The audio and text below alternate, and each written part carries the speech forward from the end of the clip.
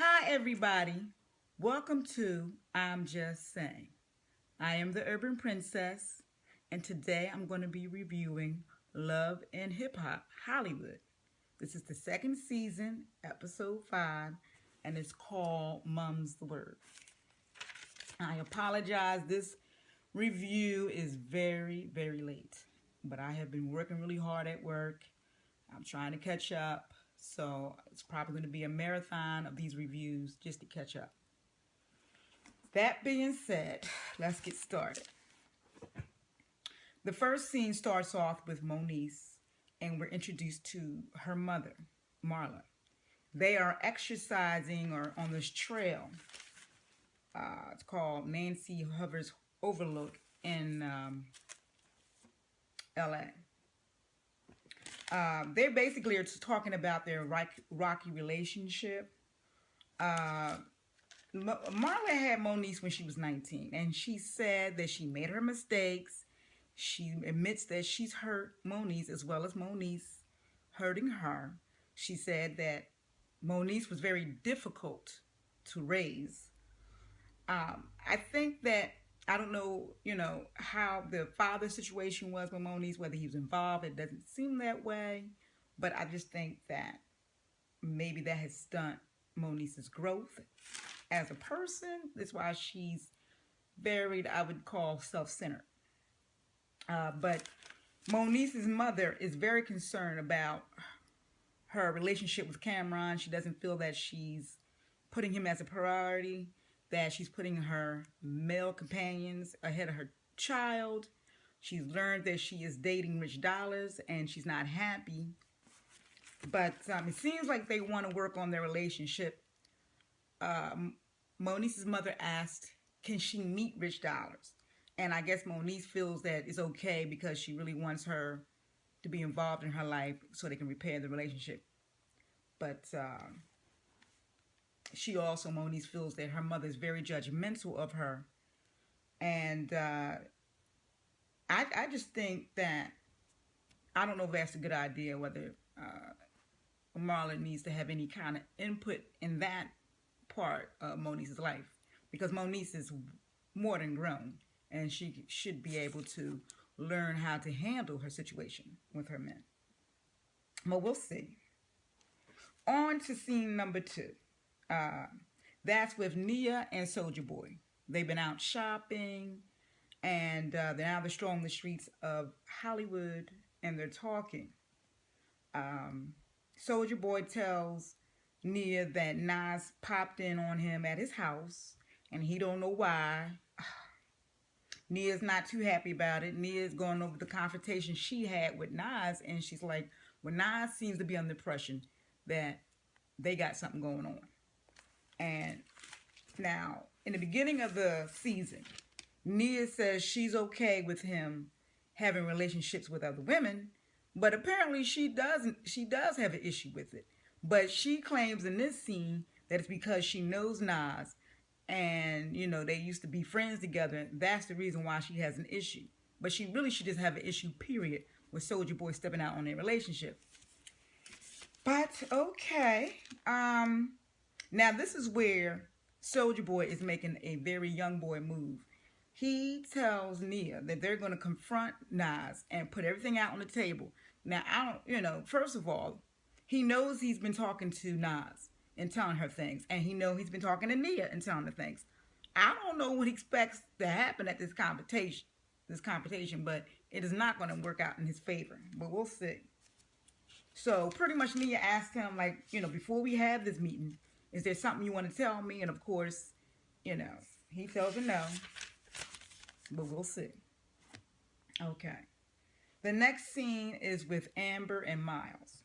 Amber meets up with Miles at this Italian restaurant called Capri's. It's in LA. During this meeting, she is looking to get straight answers out of Miles. She wants to know where the relationship is going, if they're ever going to be romantic again. Has he figured out his issues? She pretty much confesses that she's in love with him, but she feels like she's getting played by him. Miles, on the other hand, coming into the meeting is only concerned really with the fact that he has moved in with Milan, and he doesn't really want at this point Amber to find out. And he's not, of course, not ready to tell her about their relationship. I mean, pretty much during the lunch or dinner, she's asking him, where's the relationship going, when she's not getting the answers that she needs from him. She's starting to accuse him outwardly of having a relationship with another female, and where's she at? Is she outside? And she can handle it if he just admits to it. And he's giving her the same old tired answers like, no, I just want us to be patient. We're off right now, but just be patient. And she's fed up.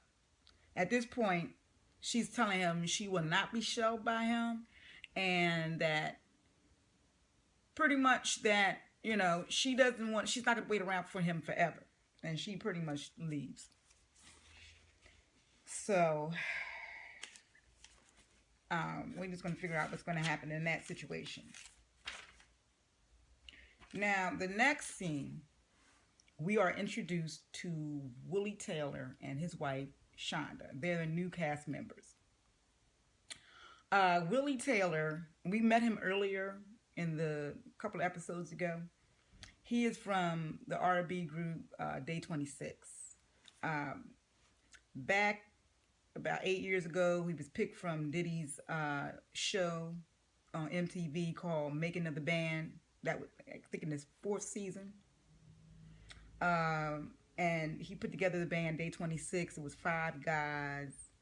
And they released their first album back in, I think, 2007. But now, him and his wife are in LA from Chicago. They've been there for months, and he's trying to pursue a solo career. Now, Shonda and him they've been married for 13 years. They got 2 kids, they have a son and a daughter. And pretty much they have budgeted their money, or they're living off their savings. And they're supposed to have at least 6 months worth of income that they're living off of until, as he gets studio time and gets closer to his record label and tries to get something to pop off. But apparently, the LA life or the LA cost of living is a little higher than they expected. So they're burning through their money kind of quickly.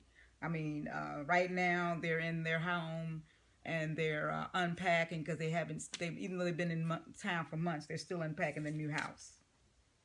And pretty much they're stressed over the finances.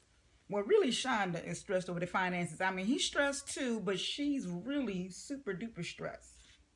And she says that she used to work and she wants to do it again. But he just ensures her as he runs out to go, work out and, go to work that, he doesn't really want her to work right at this point. He really just wants her to be there for their kids, and he's going to handle everything as far as financially. Okay. So we move on to the next scene, which Rich Dollaz and Moniece. Rich Dollaz has decided to move in with Moniece, and she's extremely happy.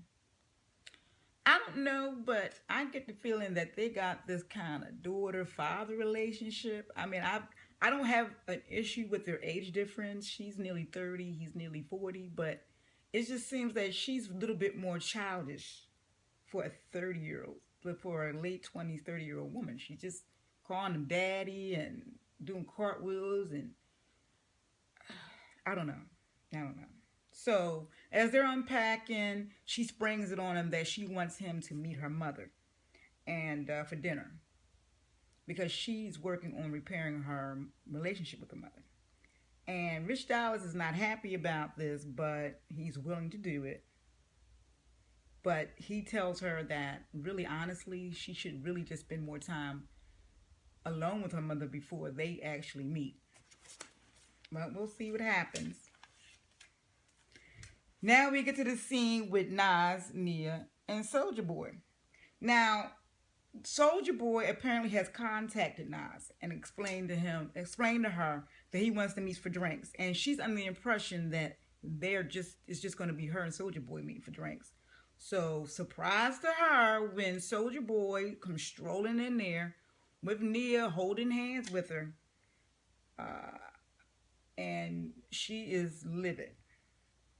I mean, as they sit down and she's sitting opposite, Nia is sitting across from Nas next to Soldier Boy. And Soldier Boy tells her flat out in his immature way that Nia is his girlfriend. And of course, Nas is saying, no, that's not what you telling me. We just got together not so long ago. And she tells him that he's been texting her and telling him that he wants to be with her. And of course, he denies it, like he don't know what she's talking about. But this is where young boys make a mistake. You might be sleeping with a bunch of women, but you obviously don't know women. Because she's got all the texts that she saved on her phone. And she's throwing it out there that she has them. And she can put it out there and show and proof what he has sent her. And of course, Nia perks up and says, yeah, I like to see those text messages. And you see her reading the text messages, and her face is getting like angrier and angrier because she's reading them, and she obviously is confronted with the fact that yes, Soldier Boy is telling Nas that he wants to be with her, and she is livid. And Soldier Boy is just sitting there looking straight busted, and Nas got her chest all puffed up, and she started feeling herself. But I mean, what can you do when you're busted? I mean, he admits that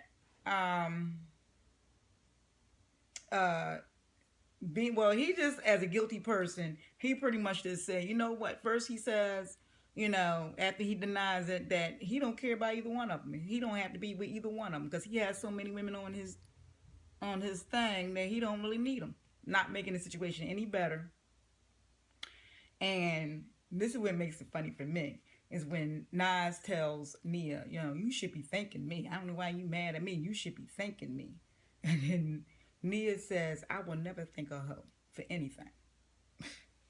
When that's when Nas got fed up and she throws a drink at her, and here comes the fight. I mean, they're pulling hair and throwing punches, and here comes security trying to pull them off each other. And Soldier Boy jumps up, calling himself being a man of chivalry, and pries his girl out of Nia's hair out of the girl's hands. And when security whisks her off, screaming and hollering, calling the girl a B, he's trying to go in damage control. She's sitting there pissed off, fed up, at the end of her rope, and he starts taking off his jewelry and putting it around her neck, telling her, these are rubies. I'm going to put rubies around and just keep you draped. And he tells her he's sorry. And then tells her, okay, once he gave her all his jewelry, then he tells her, well, now I'm done with it. I don't want to talk about this girl no more. I tell you, it must be nice. Okay, we move on to a scene with Miles and Milan. Miles is actually moving in with Milan. He's got one whole box full of stuff, but he's moving in. Milan is happy. He's got this new fresh tat he put on, sporting it. But he can tell that there's something going on with Miles. And he asks him what's going on. And Miles is telling him he's very concerned about Amber and how she's going to feel about him moving in on Milan. And the fact of the matter is Amber lives down the street from him. Now, and I don't blame Milan. I don't blame him because you're supposed to be with me. What are you worried about Amber for? And that's pretty much makes Milan annoyed. And he tells him, if you're so concerned about it, I don't know why you keep worried about what the world thinks. You need to tell her. And, of course, Miles, he just tells everybody the same thing. Oh, I'm going to tell her. I got to get the right moment, the right time, the right outfit, everything. And Milan is like, look, if you don't tell her, I'm going to tell her. And Miles perks up and says, well, if you tell her, then you're not going to be with me. And Milan is like, okay, a player. But in the confession, Miles is thinking yeah, I should tell her, and I should actually tell her tonight. So after I finish unpacking, I'm going to go on over there and let her know that me and Milan are together. So we'll see. The next scene is with Ray J and his manager. Now Ray J, as usual, is claiming that his business life is popping, like, and he's about to go fly down to Miami to shoot a music video with Lil Wayne for his new single called Brown Sugar. I have not heard of it yet, but from what I've seen on the episode, it does sound pretty good. So he meets up with his manager at this lounge to go over the details of the shoot. But the manager realizes that Ray J is very occupied, and he tells him, "Look, bro, you got to focus on because we got this video coming up." And Ray J says he's having difficulty focusing because of the whole Princess Tiara thing, of their newfound friendship, and Ray J knows that Princess invited Tiara on a girlfriend weekend in Vegas, and he thinks that's shady. So his manager says, "Well, do you believe Tiara about stuff that she tell you? Because if we can't remember, Princess took Tiara away from you. I mean, took you away from, it's that Princess took him away from Tiara. And then maybe Tiara might have, motives to do the same to Princess." And pretty much, I think, and Ray J kind of reveals that he believes Tiara and is his ally, and she's really helping expose Princess as being shady and showing her real true self. So he pretty much puts it out, and but Tiara's little trick is working, and he is not trusting Princess. So what he said he's going to do is that he told his manager he's going to take Princess with him to Miami when he shoots the video. Okay. The next scene is between Shonda and April. Shonda meets up with April at this LA gym. Apparently they're friends, So she's still stressing over her family finances. She tells April about their family woes, about, how they're there and they're running out of money, and she thinks that she should go back to work. Now, it's revealed to us that Shonda used to be an exotic dancer. So, but before she became a mom, and Willie asked her to quit, but she still thinks that she wants to keep doing it again, and Willie really is against it. And I don't blame her, because who wants their wife to be and mother of their children to be an exotic dancer? That's fine if you're young and single, ain't got nobody to deal with, but you're a mother now and you got a husband. So April advises her, of course, not to do it. She tells her, "Look, you're in LA now, and you need to think about your reputation. You're a mom now, and you're getting up there in age, and that's just not a good look." But Shonda is insistent. She said, "Well, I'm going to do it." So I don't know why she bothered to ask April, but she pretty much said, "I'm going to do it." And see, I don't understand. Shonda don't have any kind of skill. Now, I understand that she feels as though she should work. And if her man is struggling, they're struggling, I believe too that she should work. But to be an exotic dancer, no, you need to find another skill. I mean, get another job. I mean, that's crazy. But moving on, then Miles rides by Amber's house, and he's going to tell her about the relationship with Milan. He gets outside her apartment. He sees her in the window. He thinks this is not the right time, to tell her, because it's just not the right time. He does not want to tell her right now. So he decides not to tell her, and he goes over his aunt's house to spend the night. Okay, on to the next. This is where Monica, Marla, and Rich Dollars. And this is where they all, Moniece and Rich Dollars meets her mother. Now, they're at this restaurant. Moniece is hoping that the evening will go well, which she probably knows in the back of her mind it will not. And Rich Dollars is still hesitant about even going through this, but he's trying to be, the strong person in the relationship. So Marla, looking very fabulous, she comes in and she is very aggressive. I mean, she sits down and pretty much flat out asks Rich Dollars, what is the status of the relationship? And then he agrees that him and Moniece are dating. And then she tells him that she knows about his player relationship, and poor little Moniece is sitting there like a little baby. And she points out how much older Rich Dollaz is to Moniece, that Moniece again is in her late 20s, Dollaz is nearly 40. And Dollaz turns around and says, well, then we can say you're nearly 50. And she doesn't like that. But again, I don't have a problem with their age. Moniece is over 25. She damn near is 30. And Rich Dollaz is almost 40. But Moniece mentally to me is like a little small child. Maybe that is why she's concerned. But that is not Marla's place, to say. It's not like Moniece is 18. So I can understand that she, being a mom, that you're concerned about your daughter, but that's a little too much. So then she brings up about his child support issues, which she read on the internet, which clearly I think that is none of her business. Now, I don't like Rich Dollaz. You know what I mean? I do think he's a player, and he sleeps around with everybody. He slept around with everybody on Love and Hip Hop New York. And so he is a player. But at the end of the day, that's none of Moniece's mom's business. To throw that up there. So, of course, Dollaz is offended, and he tells her he don't know her, and she don't know him. And that she's judging him based on something she read and, on the internet. And she should merely focus, which I agree, on repairing her relationship with her daughter and less on his financial issues. Because right now, whether he paid child support is not even Moniece's concern. She don't even have his own child. So why would she be worried about him paying child support?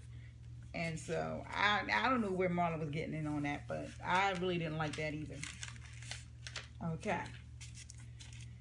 The next scene is just Shonda and Willie. They're again going over their financial issues. She's voicing to him that she's still stressed. She's holding these bills that's like turning colors in front of him. But pretty much, I agree with what he said. He knows their bills. He's going to try to make sure they get paid. And he's going to be there for his family. But she was already got her G-string picked out and her shoes and her glass heels on. She wants to dance. And pretty much, I'm getting the impression after this scene that that's probably what she's going to end up doing.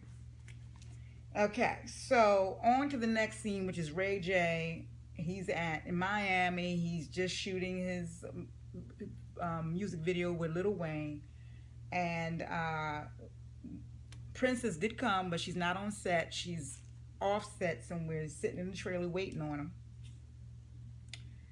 And since she went on the trip with him, she canceled the fake trip with Tierra. But she's wondering if Tierra actually told Ray J. And after the shoot, Ray J just comes right up to her and starts venting again and tells her, like, pretty much that he's tired of her hanging out with Tierra. And, he told her that he knows about the Vegas trip. He knew that she was planning on hanging out with Tierra in Vegas. And once she heard that, she knew that that what Tierra was really just fake. So after he vents about their relationship, she pretty much shakes her head, tells him, you know what? The number one, I don't like the fact that you're still talking to your ex. That proves to me that, why are you still talking to her? And pretty much she lost respect for him when he let her go to jail. He got like he don't know what she's talking about, but she pretty much just broke up with him and threw some water on him and kept it moving. So the last scene is of Miles and Milan. Now, Milan is coming home the next day because he spent the night at his aunt's house. And he didn't spend his first night with Milan in their new place, which he knows that Milan is going to be pissed. And rightfully so, Milan should be pissed. So he's strolling the door like nothing is, going on. And Milan flat out asks him, well, where have you been? And he tells him, I was at my aunt's house. Then he asks him, well, when was the last time you seen Amber? Which he should have seen that as a red flag. But he tells him, not the other day, I just saw her. Milan just blows up and tells him, like, no, you a liar. Because when you left here, I followed you. And I followed you all the way to Amber house. I didn't stay conveniently. So I didn't see whether you went in there, but I knew you went over there. And I'm assuming, pretty much he assumes that he spent the night at Amber's house. And Miles pretty much denies it and said, He did, and then he denies seeing Amber, but he did admit going over there because he wanted to tell her about them, but he decided not to and spend the night at his aunt's house. Now it sounds cockamamie story, but it is, he's telling the truth. Milan doesn't believe him, and he just, Vince, like, look, I've given you everything you asked. I've been there for you, and all I ask you, for you to do is to be honest with me, and you're not. So get the hell on out. And of course, Miles said, I'm not leaving, and pretty much Milan puts him out. The stakes and stuff, and so is out in the hall because he's fed up. So that was a really good episode. I'm looking forward to giving you the info, the tea on the next episode. Until then, have a good day.